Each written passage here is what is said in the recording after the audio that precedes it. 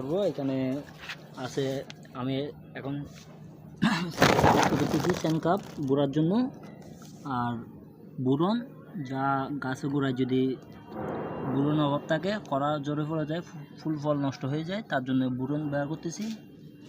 আর লিটুসান দিচ্ছি যেন ফুলগুলা ফলে পরিণত হয়, এটা হচ্ছে লিটুসান।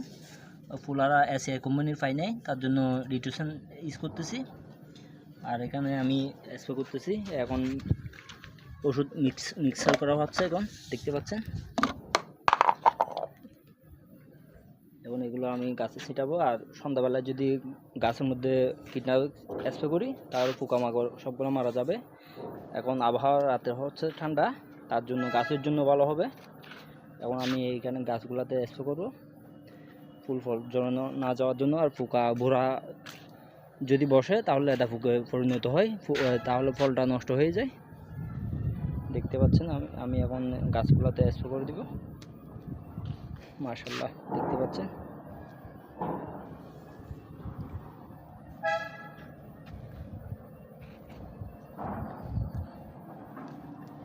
তো আপনারা যদি সঠিকভাবে স্প্রে করতে পারেন তাহলে ফলে পরিণত হবে।